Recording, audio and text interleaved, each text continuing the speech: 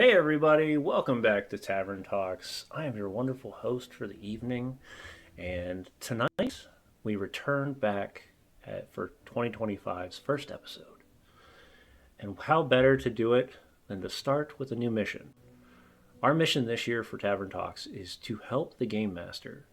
We did a lot of stuff with the players last year and how character creation worked and all those fun things and building stories through characters themselves. This year, we're going behind the scenes almost every week to try to figure out new ways to improve the game for players in all aspects of the game itself. And how better than some people would say miniatures, which is what I got brought my guest in for tonight. So, if this is your first time hanging out here at Tavern Talks, just a heads up, give us a like, follow, those types of fun things. We're not asking for anything big, just something to help us get our names across and to help the people that come on our show as guests to get their names out there as well. Well, let's see here. Nick, not so miniatures. Now, when I looked at your page, I'm telling you what, I was not, they were definitely not so miniature. The one that caught my eye immediately was the Colossus and coming up with a thought process of how that would play out in a game itself where the terrain and the monster are literally the same thing.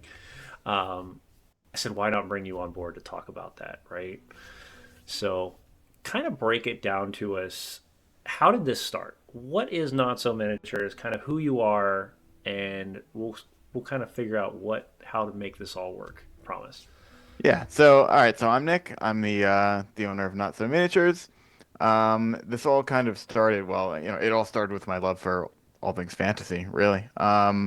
I have been playing Dungeons and Dragons for a long time. 90% of that time has been as a dungeon master. Um, and I kind of started as a hobbyist in the 3D printing space, using 3D printing to, elevate my games, make them more fun for my players, and make them more fun for myself as well, because I just genuinely enjoy printing miniatures and painting miniatures and everything like that. Um, and in the back of my mind, I had always wanted to do something. Always wanted to make a company based around this, and I had gotten the idea, seeing that I felt like the market was very saturated in that regard, and I thought, well, let me try another angle of this and see if I can make something of it. So I got the idea of, I have an absurd amount of printers. Let me leverage that and focus on producing the really big miniatures that people out there that have one, two, three printers are not reasonably going to be able to make, or at least not in a reasonable time frame. What, so that's kind of how the whole thing started, like that, that idea. Um, so for instance, the walking fortress that you were just talking about, that thing is as small as a small child. It's as big as a small child. It's Right. it's just over 3 feet tall. Wow. Um, and uh, I printed it inside of 18 hours, start to finish. I started the print one afternoon, and I woke up the next day and all the parts were done. Wow. And yeah, and that was like the first really big print that I did since starting all of this. And I was like, oh my God, this is actually gonna work. Because like the last time I did like a really, really big print, I printed the Dragon God by Rocket Pig Games, which is Hmm. in its full form. It is a 5 foot wide Tiamat, and Wow. I had scaled it down because at the time I had a single Ender 3, a small printer, Very and small printer. yes, and even printing the scaled down version of that model took me like 30 days on that printer. So Wow. yeah, so having access to all the printers that I have now and being able to print huge things like this overnight or in 2 days, it's kind of a game changer. So it's Yeah. it's this is just like kind of pushing this whole thing forward for me. That's awesome. Now, have you played with it yet? Have you played on the Fortress yet? I have not played on the Fortress. Okay. I kind of have a rule to myself, and I hate that I have this rule, but it Hmm. is a rule. I only put painted miniatures on my tables. Hey, And yeah, for better or worse, and I have not painted this print of the Walking Fortress because I do plan on doing something with it. I don't know exactly what yet. I want to give it away. I don't know. But this one's right. getting given away, and if I paint it, I'm not going to want to do that. So Oh yeah. maybe I'll print another one for myself and then I'll paint it. But yeah. Awesome. Well, like I said, when you told me this thing was 3 feet tall, I was blown away. Yeah. Like the imagination of what that will take to run a game on this, and immediately I come to an old video game known as Shadow of Colossus, and I'm thinking like, how do I actually get my players to have a great time on a 3 foot tall terrain, right? Like Yeah. this isn't just a monster. This is terrain, and how many It's different actually it's funny encounters? that you mentioned Shadow of the Colossus because I had made a post on Reddit yesterday Yeah, that gained on the printed miniatures subreddit that gained a ton of traction. And one of the commenters there was also like, "Wow, this reminds me of Shadow of the Colossus. That is so cool." Um, but yeah, go ahead. yeah. Sorry. No. I mean, you're right. That's kind of what I'm trying to, as a game master, think through right now. Is like, okay, I have this 3 foot tall terrain. How do I make this into encounters? How do I make this into a story that encompasses all three aspects of Dungeons and Dragons, right? Like the exploration, like how do you explore this 3 foot tall terrain piece, Yeah. and what NPCs are climbing on this thing or hanging throughout it, and those types of things. Um, it reminds me of some of the other ones that I've seen kind of built out, but they've never been physically built out. Like when you see going inside things like a purple worm or going inside a Tarrasque and what that might look like. Yeah. Um, Now it's in full form, right? So now you're like, actually, I got to figure out how to do this. Yeah. Yeah. So Th- Just just curiosity, just slapping a big miniature down on the table is not enough. You'll get that initial like whoa from your players, but right? like even as someone who's very invested in miniatures myself, um, I think that they are just one part of what Mm-hmm. makes a session good or a game good. Absolutely, Yeah. absolutely, It and can't. The coolest miniature cannot make a bad game good. Okay, it can, but it can absolutely make a good game great. yeah, It's just agreed. one of the parts to it. Yeah. So my question with this thing is it peaceable or is it one piece? Oh, it's many pieces. Yeah. So if you Off. so as you're like, can you take it apart though, and like there's insides of it, or is it just This one does not have an interior. A okay? lot of the large models that I'm producing do have fully playable Oh, interiors. nice. Like on my Instagram, there's a an airship that has I think three interior playable levels. So That's awesome. each layer is held together with magnets, and you can pop each one off and Yeah. play the interior spaces and play on the deck and whatnot. But the Walking Fortress is it's exterior playable. So there's all like walkways around it Mm-hmm. and up it. And on the back, there's a tiny little interior space that you can mess around with. But and then my favorite part is all the way at the top. There's like this little like arena, like this dueling arena for like the climactic fight is happening up there. Right. Like that's Yeah. what has to happen. You know, the guy who's controlling the fortress or whatever, the big bad, he's up there and the only way to stop the thing is to take him out, you know? But Yeah. The artificer that has built this massive modulation between terrain and monster and right. traveling across oh man, it'd be so much fun. But like you said, right? Like if you can take off that top piece where the tower is, and you find out that the big bad's sitting in there, moving all Yeah. the controls and all that Yeah. fun stuff. Um, that's a lot of fun.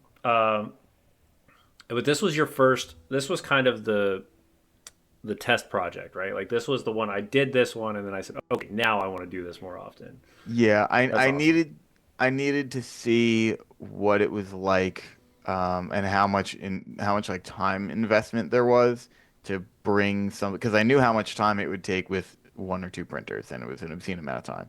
And I Right. needed to make sure that with the amount of printers I have now, that it was now reasonable to do and to do it multiple times and with other large miniatures. And it was. So I have greenlit myself. Hey, there's always got to be that opportunity for proof of concept, right? And that's kind of Yeah. what you did. You're like, oh, look, I have a 3 foot miniature now. I can do this. Yeah, yeah, yeah. It was um, it was mainly just like working out the kinks in that process, and it wasn't fully smooth. But the next time I print him or print something else that's very large, like I'm confident that I've worked out those kinks, and I can just kind of set it and forget it for the most part, you know? that's awesome.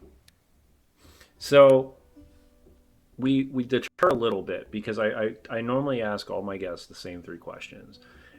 But going as a game master, this is going to be a very important questions that I ask, and that is, how long have you been playing? I have been playing probably, I think 2016. Okay, 2016 I've been playing since. Yeah. Yeah. so third And edition. I think Or just after, just after. Actually, okay, no, it's not true. 3.5. 3.5 was 3.5. my first introduction to Dungeons and Dragons. Yeah.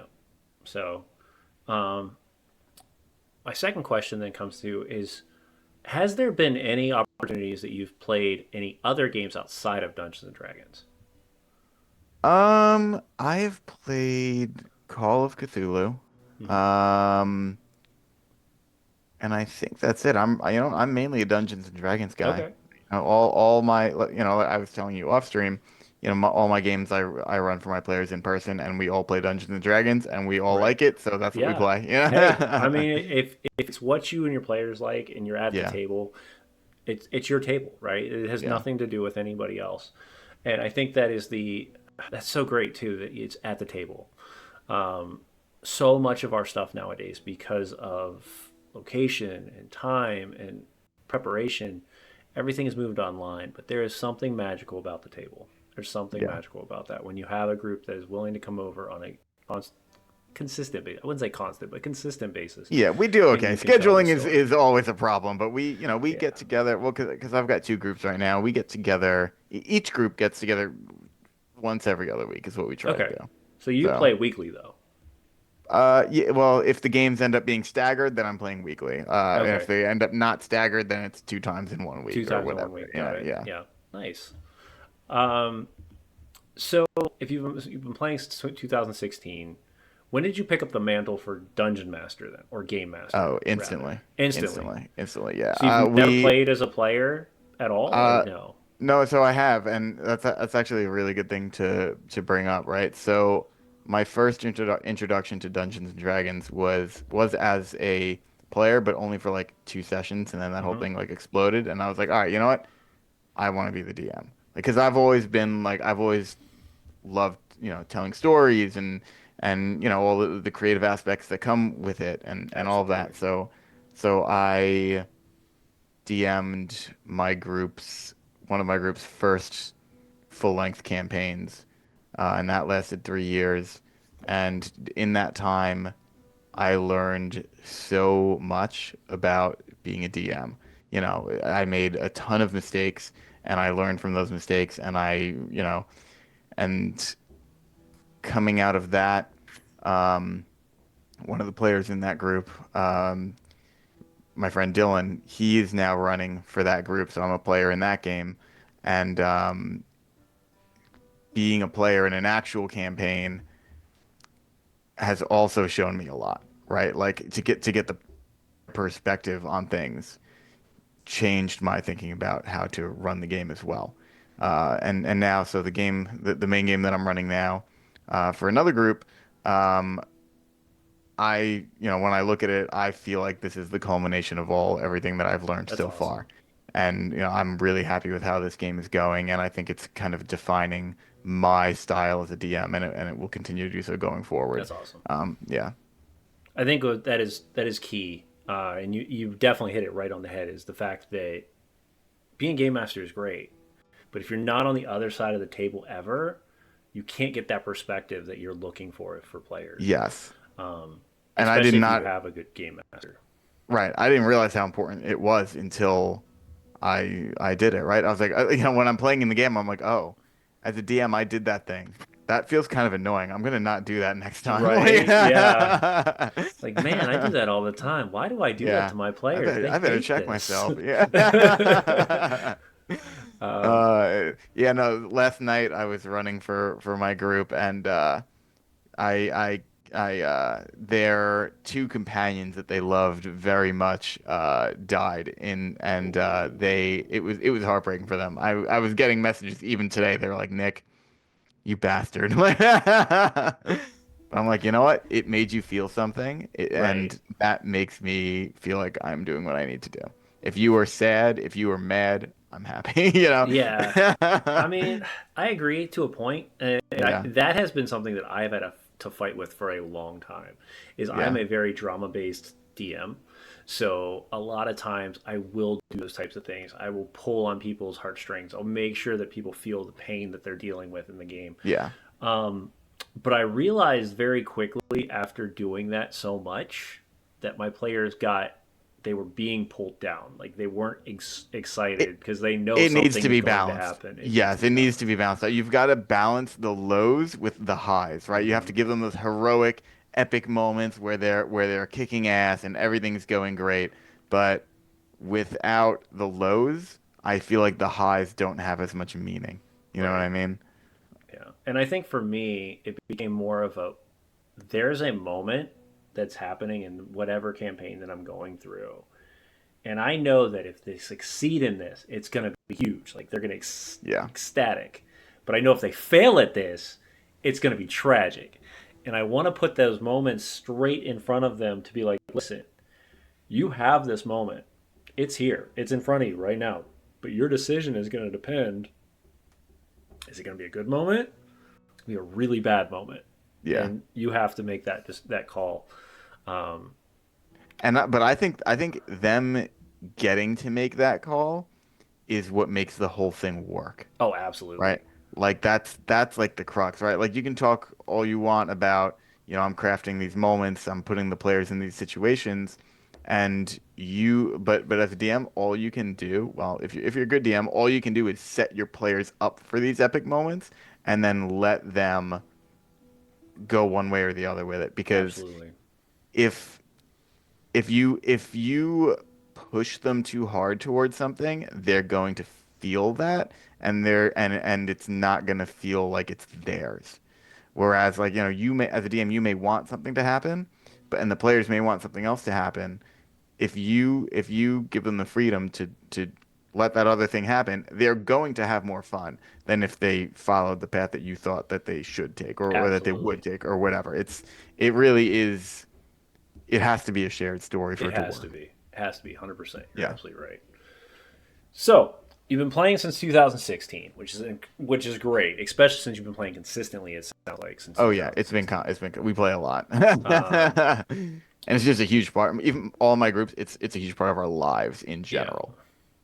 and I think for a lot of people, it becomes a huge part of our lives because it gives us the opportunity to utilize our creative selves, as well as find those moments when life is so hard that you can be like, I can take a couple hours a week or a couple hours a month and I can break away from that and I can kind of decompress completely. Like I don't have to think about anything that's happening in the world right now. I have 3 hours to just do what I got to do Yeah. in this other world, and I found that being so refreshing at times. You know, Yeah. I think so that's in general, that's what's great about D&D. You get to be yeah, someone else for a little while, yeah, you you know? do. So let's talk what happens at your games now. So this is going to be something that's going to be huge to help other players, hopefully, or other game masters that watch this in the future, to maybe get some tips and tricks that you've utilized or you've figured out throughout the years because you've had a lot of time experience to do so.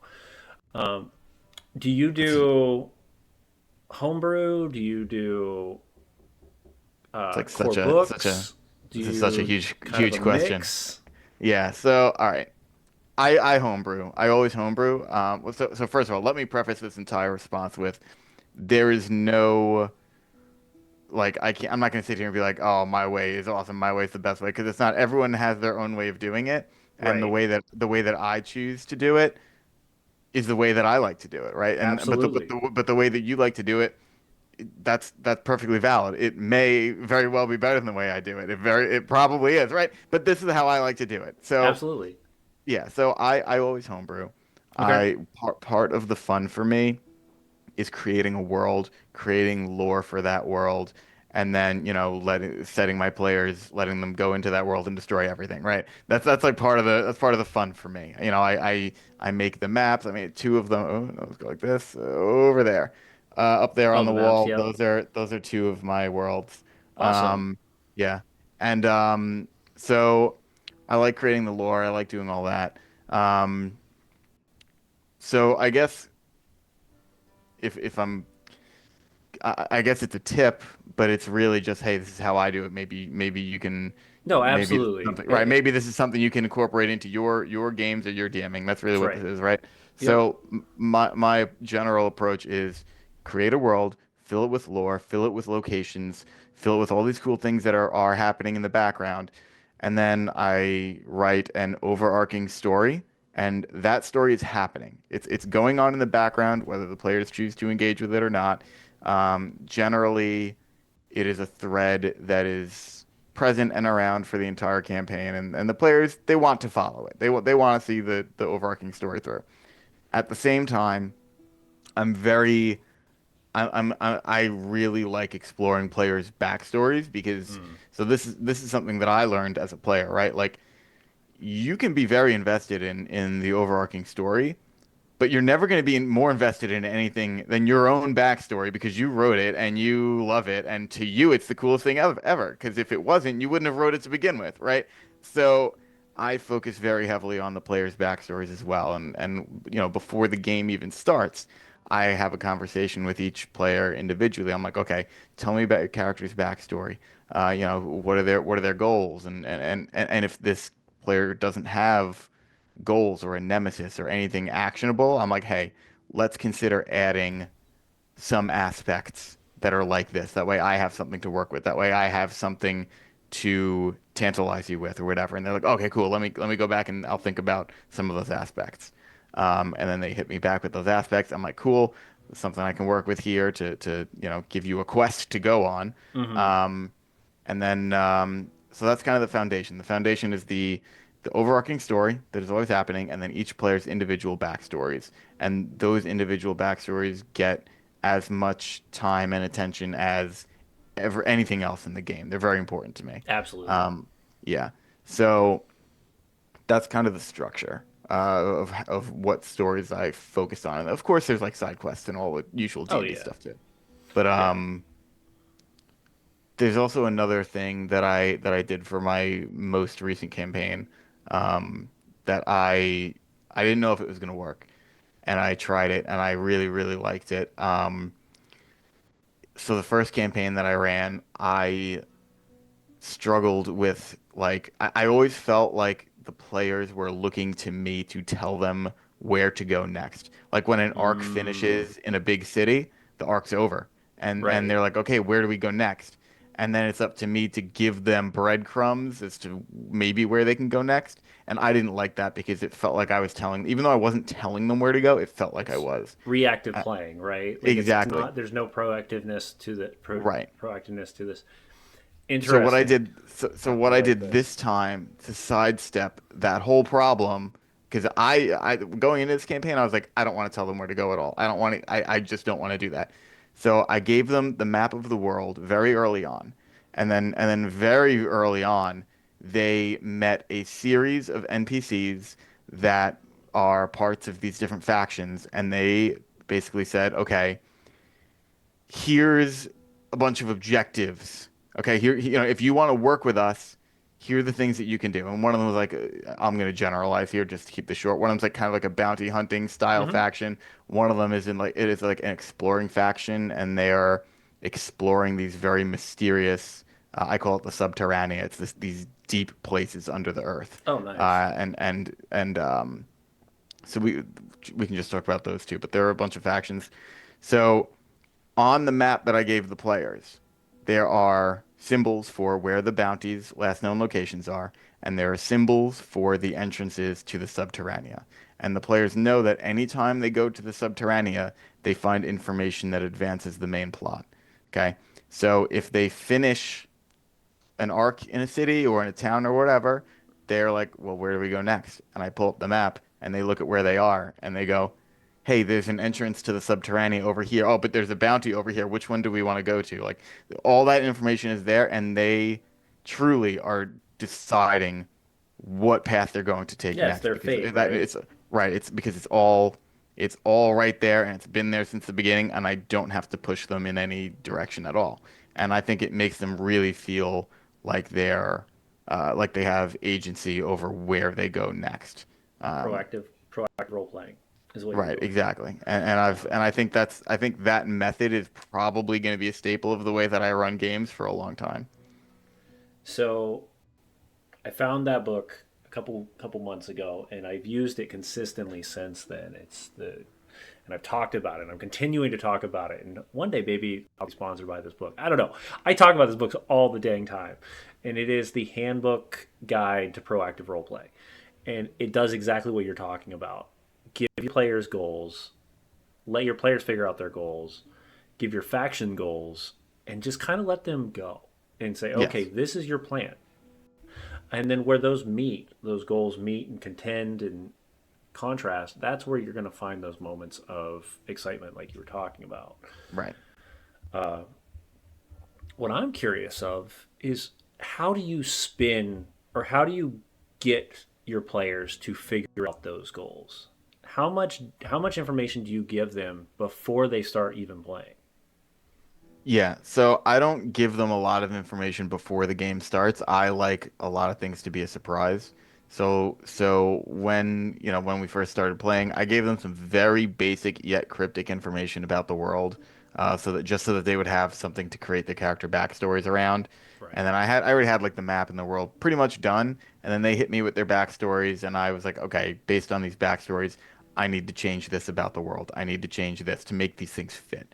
So I did that, and then like I said, just early on, I had NPCs doing the setup for these things, Mm, and and then I also had to make it so that the players had a reason to go explore these things, right? So all over the world, there's entrances to the Subterranea, and I have it set up so that anytime the players go into the Subterranea, they find these things called an index. And the index slots into this device that they've been given, and it advances their knowledge of the world. So like the whole big mystery of the game is I can't give too much away in case they watch this, right? But it's a floating world up in the clouds, and the mystery is, no one has ever been down below the clouds. We don't know what's down there. That's one part of the mystery. The other part of the mystery is as they go down into the subterranea, they're finding these ancient civilizations that are long gone. And depending on how deep down they go, they're finding different civilizations. So they're like, hey, why are all these civilizations buried far beneath the earth? How did this happen? And right. and so every time they go into the subterranea, they find this object called an index, and they use it to unlock more lore and more knowledge. Mm, And in doing that, they're constantly furthering their understanding of what they have to do to defeat the big bad, essentially. awesome. And it all ties in together. So they have motivation to go to these landmarks that I positioned all around the map, and they're doing that of their as they see fit, because they Right. know that everything it's all going to matter, you know. Now, when you designed this and you started this with the your players, and are both players playing in both groups of players playing in the same world? No, they're different worlds. Okay. Um, what was the premise that you gave them when you started this? Like, let's say you're starting a new campaign with your players. What are you? How much data? How much information are you giving them of what you're looking for compared to letting the players kind of dictate it as the story goes? Okay, so I don't tell them a lot of specifics about the world. I give them very, very basic information about the world. What I do tell them is the tone of the game. I tell them Okay. this is the tone of the game. We're not making silly characters, right? There's no, this is the tone is serious. I tell them so, these are what some of the themes are going to be. Um, The and expectations are set right, the very early in the expectations, game. yes. And even like outside of the game, I say my expectation is that this is going to run for roughly this many years, and we're gonna all commit to that and see it through, and we're gonna meet once every other week. And if that's not okay with you, if you don't think you can do that, then that's totally cool. You just let me know, and it's no harm, no foul. But like, yeah, for me, the pregame is the it's setting expectations for stuff like that. It's more of like the meta surrounding the game Yeah, than the actual game definitely. itself. Yeah, I don't know. I just like it. I like there to be a surprise when it starts because like I always like when I first start a campaign, I hit the players with some exposition to set the stage, and then I reveal the map of the world and just seeing them be blown away by it in that moment and like Yep. realizing the how grandiose everything is. That I like that. I like that Awesome. moment. Yeah. Yeah. Um, so for the current one you're at right now, what was the tone of this one? What were you? Um, What was the expectation you had set with your players at the beginning? It said this is the game we're playing. yeah. So I guess the expectation, I have a document somewhere that I sent to all of them. It was like a page of like, hey, Oh, this is what's okay. up. So there was an actual like you set something together. You made sure that they were able to review Yes. it, that kind of thing. The reason I'm asking Yes. is because ArcLight did ask the question: do you give your players a lore document so they can start interweaving their own on their own? It sounds Yes. like sort of. The answer is sort of. So the way that I did it this time was I did give them a lore document with some redacted information that I wanted to keep secret. Okay. And I told them that, write their characters and I'm gonna work backwards with the world. I'm gonna fit your characters into the world. I'm gonna change the world so that your characters fit within it. Um, and I think you could do it either way. I think it's totally valid to give your players this whole lore document that's filled with everything in the world and tell them this is the world. Write your characters. You can be involved in this, that, whatever. Hmm. But I think for this I worked backwards. Hmm. Although I had the world set, I changed a lot so that I could just do their backstories. Like I think Awesome. one of the players wanted there to be your traditional dwarven mountain kingdom, right? Yeah. And that was not in the world. So one of the regions that I had, I just poop, you're gone, Dwarven Kingdom in, and then I just like kind of changed what I had to around that. Yeah. Definitely. No, that makes sense. Um, so next question I have then is how does all of this how do you build all this with it being all homebrew and everything like that? How do you get those monsters? How do you get that? How do we build these encounters then? So what is your aspect on encounter building? Especially since you're bringing terrain, you're bringing minis, you're bringing the whole gambit of the map. So it's interesting that you bring that up. So if we're talking, so I feel like now we're talking about all the different aspects that go into making a session, right? Yeah. So I kind of look at running.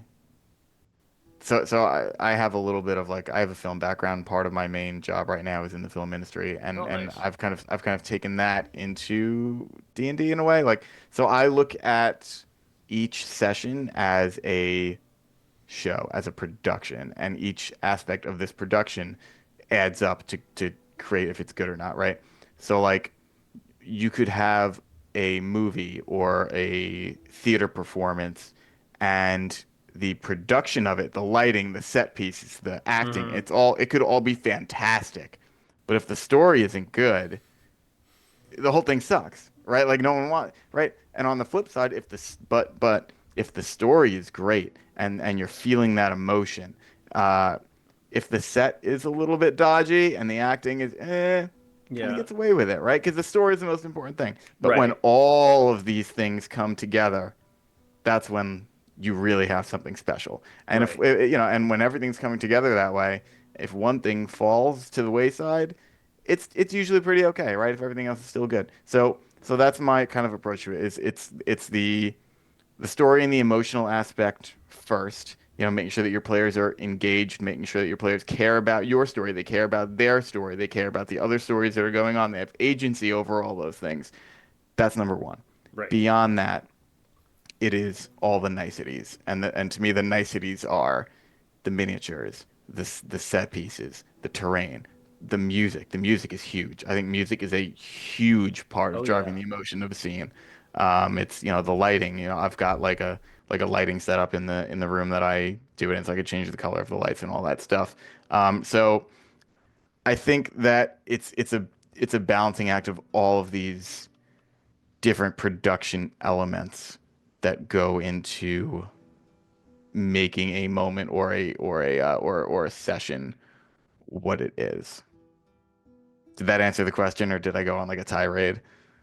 No, you actually answered it perfectly. And I was gonna my sponsors for some reason my stream elements is acting up this tonight. Oh, I forgot to put the S. My bad.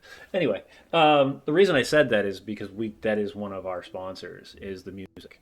You know, Monument Studios. If you haven't checked them out yet, I have, has yeah. been a such a good opportunity for us to get those moments of atmosphere and those moments of change and getting you in the mood when you need to be. Yeah. Um, yeah, I just had to shout them out because they're amazing, and what they're coming up with and the fact that it continues to improve monthly is incredible. But yeah, mood or music, lighting, minis, story, all Yeah. combining, Yeah. and You have to make the players care about all those things. That's your job. They're not going to care unless you give them a compelling reason to care. That's on the DM, in my opinion, right, Like, of course, your players have to be engaged. They have to be good players to begin with. yeah, And when I say good players, I mean players that are invested, right? They're there to right. play the game. They're not there to sit around on their phones or whatever. Yeah. But So I guess here's another question then, and this is gonna be a question that a lot of people are gonna ask you. How do you get your players engaged? You do all these cool things, you got the story going, but you can't. How do you keep them engaged when there's like, especially during those down moments? How do you keep your players engaged? yeah. So I think that all starts with making them care about what's currently happening in the game. That is, you have crafted a moment that they are invested in and that they want to see the ending of, and they want to influence it a certain way, right? If they can look at a situation and be like, "Oh no, we can't let this happen. This is what has to happen. Like we can't let this NPC do this." They become invested, and then they're going to pay more attention right away.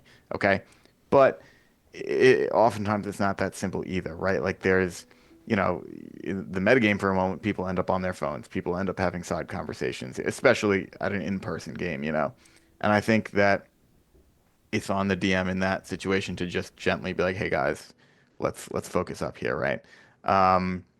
But I think you also have to be very aware of what your individual players like in the game and what they respond to in the game. I have some players that are very invested in some aspects of the game, and I have some players that are primarily invested in their character. And that is what gets them involved, right? Like so as an example, right? Um, I if love we're dealing, examples. Like, please yeah, if give me the moments. right, if we're dealing with a plague arc, a plague is in the village, and all the villagers are dying, and the party members like, oh my God, we got to save the villagers, we got to figure out the root cause of this plague, right? Not everyone's player, and especially not everyone's character, is gonna feel that way. Some of these characters are gonna be like, why would I save these people? What? Why would I find a cure for this? Let's get the hell out of here. This place sucks. Yeah, um, that's when their character gets sick, okay? Because then they have to find a cure. The character who is only worried about themselves, if you want them to worry about curing the plague, their character gets sick. Now they have that motivation. Now they are invested. It's not an attack on the player or the character by the DM. This is how I'm going to get you involved, you know? right. So that's just an example of knowing how your players and their Absolutely. characters are, how they engage with the game and what gets them involved. Yep. Um, and I think it's also like you you as a DM have to know when an arc or when a situation is kind of overstaying its welcome. Like we've all looked out to our players and seen people like generally checking out and right. And then it's maybe like, all right, maybe I'm going a little slow here, right? Maybe I need Right. to fix this. So Yep. it's just that level of awareness too. I think that is a experience thing that people kind of gather over time when you can Yeah. look out on your table, or even if you're playing out of online, you can look over your group. I recommend anybody that plays online, make sure you're playing with video. Audio is very Oh hard yeah. for you to play because Yeah. you can't tell facial expressions or excitement, those types of things, always. If you can't, of course, that is play as well as you can. Um, and the way you want to play. But I would say that you'll get a lot bigger of a reaction from players, and you'll understand players' reactions if you can see the face, Yeah. because it's going to And show I so think much more. right. So I DM'd one campaign online, and we used video and a virtual tabletop and everything, and coming away from that, so that to me worked out. It worked out great, because the players were all good players in the sense that they were invested and they were involved and they were paying attention. I think that once you're not in the same room, once you're doing everything over video chat, it becomes much more important that the people that you're playing with are just more innately the type of people that are going to pay more attention. I think that becomes Absolutely. a bigger aspect when you get online. Yeah. And like I said, um, and that's where I think things like the professional game mastering kind of mentality has come into play, because it gives you that extra set of investment, right? Like I hate to be that person to say like there is the investment, but at the same time, if I'm investing my money, I'm going to get my money's worth. Like that's just my own Yeah, theory on that one. So if I'm paying somebody to play and I'm paying somebody to run a game, or vice versa, I think that's where a lot of that comes in play, because it's giving the players the buy-in of I'm coming to play. Like I'm not coming right. to sit around, eat chips, watch a movie in the background. No, no, I'm here to Yeah. play my hours. It's totally a two-way street. The DM can do everything in their power. They can do everything right. But if they have players that are checked out, they don't have the right players for their game, Mm-hmm. then it's not going to work, right? Yep. And it's the flip side too. If your players are great players and the DM isn't really holding up their end, then the game is not good. It really it Right. requires both sides Absolutely. to do what they have to do and to be invested and to, yeah. Well, we're closing down on time, but something I really want to know is what's a moment that has happened over since 2016 till now that just sticks in your mind that has happened at your table? Oh man, there are so many. Oh, Okay. I can imagine it. I mean, I'm the same way. I can think of a dozen off the top of my head, but just one. Because what I want to do is I want to break that down for a moment and see why it happened that way. Because this Yeah, is where players and game masters are going to watch this and go, that I might be able to do at the table. yeah. So I think a good example of this will be from the finale of the first campaign that I ran. So this was a 3-year long campaign. Everyone got to level 20. They were fighting the big bad at the end of the campaign. He was like a necromancer kind of guy. He had taken over the capital city, and he was in the palace. And the players, their characters, stormed the palace while the army held the enemy at bay outside, and they were having this epic final duel with this necromancer in the palace. The necromancer starts raising the entire palace, and the palace starts flying up into the sky. So now the rest of the battle is happening on this palace that's floating up above the city. And yeah, This moving palace and things. Yeah. exactly. And it turns out that the big bad, um, what they thought was the big bad, was actually the little bad, and he was summoning, and the real big bad was now coming down to help.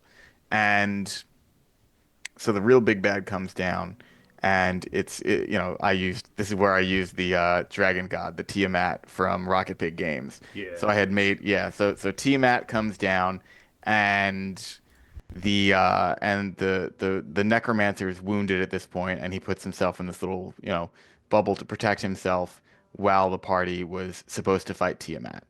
Uh, so they're fighting Tiamat, and it's not going well for them. But I had balanced it in such a way where ultimately, when things started looking grim, they were gonna have a key moment where they could strike at Tiamat, and they were gonna be doing like extra damage and stuff. But Awesome. but they didn't know that that was coming, and this may have been a failure on my part that I made the battle look so desperate at the beginning that they didn't think they were going to win. So they basically said, "Oh no, we're going to lose this. We're going to lose this battle." And in the back of my mind, I'm like, "No, keep going. You're going to see like something. You're going to see." But I couldn't say that. Right. So they go, "Okay, we need a plan B." The wizard casts maze on Tiamat and locks Tiamat in a maze, which is a check, and she can't use her legendary saves to stop that. So I'm like, oh, okay, all right, let's see where this is going. So they put Tiamat in the maze, and they break the bubble on the necromancer because they're thinking if we can take out the necromancer, Tiamat's going to go away, which was true. Right. Um, however, in stretching this all out this way, fighting the necromancer again, going through all this, they've now lost a lot of HP. They've lost a lot of resources. Whereas if they just kept fighting Tiamat, they would have been ahead. So now I'm in a situation where Tiamat's about to come back, and the players are really now they're not in a Exhausted. now they're Yeah. not in a position to win. And now I'm like, oh no, they're gonna wipe in the final encounter. That's gonna suck. And the wizard literally saves the day in the most insane way possible. So Tiamat comes back, and she's gonna TPK the party. The wizard puts a wall of force around the party and traps the party and the necromancer in the bubble. And then they're fighting the necromancer in the bubble. Tiamat is smashing at the bubble trying to get in, and there was this like mini they were basically to win they had to trap the necromancer in like a soul stone kind of thing. And there was this Right. whole series, so when they defeat the necromancer, there were these entire series of checks that they had to do to seal him away in the soul stone. Oh my And god. this was all I planned this all to happen after they had defeated Tiamat. But now they're trying to do the Soul Stone, and literally Tiamat's there trying to kill them. And I'm like, Right. oh my God, what is going to happen here? And but luckily, like Tiamat was not able to break through the wall of force because there was just nothing she could do so. Right. And the party was able to seal the Necromancer away. And with that, Tiamat no longer had a reason to be here destroying this world. She goes back up and is gone. And I'm sitting there and I'm like, this was supposed to be a battle where you guys just like fought the shit out of Tiamat and like And you won, made and it so much more complicated. you made it so much more complicated. But it's hard to like describe it here and to have it come across here because it went down the way that it did. It was at the razor's edge the whole time. It was no longer we're gonna hit this big sack of HP until it dies. It Right. was something so much more. They were formulating a plan. They were thinking, they're like, okay, they basically found a way to beat the final encounter without fighting Tiamat at all. And like Right. they were like at the end, they were like, "We're sorry that we didn't fight your big miniature." And I'm like, honestly, guys, this was so This was much better. awesome. You guys were so hyped out of your minds that this backwards ass plan that you came up with worked. It made it all worth it to me. You know what I mean? Yeah. So that was that was probably one of my favorite moments that happened just because it was one of those you had to be there things. Like people were screaming, people when rolls were going well, they were screaming. It was really Yeah. good. They were hyped as hell that it was That's going awesome. down the way that it did. Yeah. And so that's probably one of my favorite moments. I love it. No, and you're absolutely right. That is a cool moment because what it did is it took a mechanic and it gave it a spin on it. So your goal was to build this massive iconic battle. And instead they said, "Well, how do we do this without Yes. Like without, because the problem that comes down to it is if I saw that coming on a map and I got my miniature that's this big Yeah. and you drop a miniature that's that big on the map, Yeah. I'm gonna wonder if it can I defeat it? Can Yeah. is it defeatable? Right. Um, They thought it wasn't. exactly. They thought it wasn't, which Yeah. immediately then triggers a different mindset for the entirety of the campaign finale, which is fantastic. Yeah. Um, Props to your players too. Some of the ideas that they came up with were perfect. Oh, it Uh, was awesome. I was really, you know what? I was honestly really proud of them. yeah, It was the best way that that finale could have went down. It really was. yeah, I could not have thought of something better. yeah. And that's the thing is that, and those are those movie moments, right? You think of what a movie would look like. Just a bunch of people attacking a monster just seems kind of boring on a movie. Yeah. Yeah. But you've got a group of players bubbled up in here trying to figure out how to kill the guy inside the bubble with Right. you, Well, and you've Tiamat got is this smashing massive at the creature outside of the bubble. crashing into you. Oh my Yeah. goodness! Like the cinematics of what that would have looked like in Yeah. people's minds had to have been just through the roof. Yeah. But yeah, no, props to your players, each and every one of them. Let them know. Like we've talked about this, and it's definitely one of the coolest moments I've heard in a long time of people coming together to defeat a creature without defeating the creature. Kind Exactly. of That's exactly what it moments. was. They knew that Tiamat would go away if they did this thing. And again, I in my head I They had this focused epic. on that. They focused Yes. on if I kill the necromancer, Tiamat will leave because Yes. in their mind they said that's the only way Tiamat's leaving. Exactly. Exactly. And it really was the best way for it to go down because Yeah, if they had done it the way that I planned it and the way that I thought it was going to go down, it would have been kind of just like any other fight, except a scarier one, you know? yeah, And this made it so much more memorable than it ever right. could have been. And that's why it's one of my favorite moments. And I will say though, the way this played out, um, my only question, and I'm going to ask you this, and you might not be able to answer the question truly. Yeah. Did you have, or would you have the opportunity to raise the stakes to allow that TPK at that time frame I if it had would have a went that way? I knew so this was the last session of the campaign Yeah. and I knew that there was a chance that they failed. Okay. Um And I talked to them all before the session, and I said, like, listen, I need you guys to all know, like, we've been playing this game for a long time. I want you guys to win, but I want it to be a real win. And, you might not. This is the last session. You could all die and the campaign's over one way or the other, you know? Yeah. So, like, I'm We're gonna be ending real. it tonight, Right, no we're matter ending what. it. Right. So, like, everyone understood to varying degrees, Yeah. and with that, I was completely willing to let them fail because I still had, although I had like, this whole like game ending like spiel that I was going to go on when they were Right. heroes and like this is how it all wraps up and like whatever. Right. I also had one written up for if they failed, Yeah. and it was still gonna it would have still been a cool ending, But it would have like. been gut wrenching. It would have been gut wrenching because what was essentially going to happen, I'm going to paraphrase a lot here. There's a lot more nuance to this, but Yeah, just definitely. just to understand. So the necromancer was doing bad things in their world because his world had gotten destroyed, and Mm. he made a deal with Tiamat that if he handed this world to her on a silver platter, she would bring Re- back his world. He Redeem was gonna his world. exchange the worlds. Okay? So the party this entire time is like, man, this necromancer guy really he's just pure evil. Who could do something like Yeah. this? So then what was going to happen if the party lost was that they were going to end up in the astral plane and the same deal was going to get made to them. Tiamat was going to appear and be like, sorry about your world. If you give me another world, I'll give yours back. And then that's kind of how it was going to end with the players becoming the thing that they hated if they chose to accept that, Right. right? So Yeah. then it was going to be like, ooh, do you want to go be the necromancer now?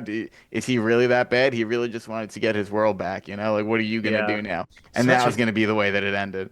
Yeah. such a ruthless ending either direction. Like Yeah. it would have been great though to be just to show that off and be like, yeah, this is actually why the necromancer was doing what he was doing. He Yeah. like he might be a bad dude, but Right. Well, they knew why he was doing it, but they were like, we okay. still, I yeah, mean, they knew yeah, it's why he still was a doing it. world. What does it matter, Right. They were right? like, well, what, it sucks what happened to his world, but this is our world. We got to protect our Mm, people. It is what it is. And, absolutely.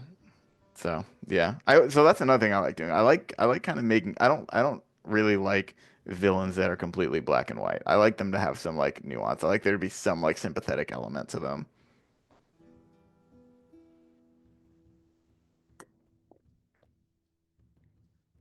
No, that's great, and I think it's definitely an opportunity to share with your players that there were real stakes at involved in this. Yeah, So no, man, this was a great conversation, and I'm definitely. so glad that we were able to not only talk about like these massive moments because that's what those miniatures are about, right? It's that one moment that you can drop this miniature on the table to Yeah, get that awe factor, that oh crap factor that you're waiting for your players. But if the story is not building up to it, don't waste it. Don't waste it. that is an amazing point, right? Like you can't like you need to use the right miniature for the right moment. You know, like some of these Yeah, grandiose miniatures, like we were talking about the Walking Fortress, that yeah, needs to be deployed in the right way, right? the right way. It needs to have weight to it. You know, if your parents, Right. if your players run into that as some random encounter, it's like, wait, Why? yeah, Why? Why did we run into this? Like, was this right. just a bad day? Like, what Right. happened? It goes back to the production aspect and all the things have to Yeah. fit in together, right? The Right. story, the investing, it has to all lead up to this. And if the players are interested and invested and they want this to happen, they want to beat, the person that they're trying to beat, when they see that big miniature hit the table, it's going to skyrocket the whole situation to the next level. Absolutely. 100%. Well, Nick, it's been a great conversation that we've had. I want to make sure that everybody goes and checks out Not So Miniatures over on their Etsy page as well as their Instagram. Give them a like, give them follows over there on Instagram. And if you need your next big miniature, reach out. I'm sure he'd be happy to work with you on whatever you're looking for to make those grandiose moments bigger. Absolutely. Of course, we do want to give a shout out to our sponsors, Monument Studios, who, as we talked about earlier, does amazing audio production. Canadian Dice, which does awesome dice. You can get those for a little bit of a discount if you look on the stream. And of course, we got merch. So if you want your own Tabletop Misfits t shirt, hat, things like that, go over to Dungeon Grandmaster. They're sponsoring us as our merchandiser for the year. And they have both stuff now for Tabletop Misfits and Beaker Builds. Um, yeah, I'm super psyched to begin 2025 this way with Tavern Talks. This is our staple show that's been around now over 3 years now. And thank you for being the first person for Tavern Talks No, it was 2025. a great time. Yeah, And I'm glad that I was able to do this. hopefully, we continue to give tips, tricks, and resources for our players and game masters around the world as we continue this story this year. Um, Keep an eye out. Tomorrow we do not have anything as Beaker is out on travel, but starting on Monday we return back for Dress to Quest. Not on Gen Con TV anymore, but over here on Tabletop Misfits, where we pick up our story as the Chardalyn Dragon has torn its way out of Kelvin's Cairn and is heading towards Ten Towns in Icewind Dale. Our players are terrified right now, and I can't wait to drop the beginning to this next portion of our show. Um, but yeah, can't wait to see everybody at 8 o'clock Eastern Standard Time on Mondays, and then of course come back next Wednesday to find out who our new guest is and what new tips, tricks, and Reese's you'll get for your next game. Until then, I am Tabletop Misfits. That is Not So Miniatures, and this is Tavern Talks. Have a good evening, and cheers. Have a good one, guys.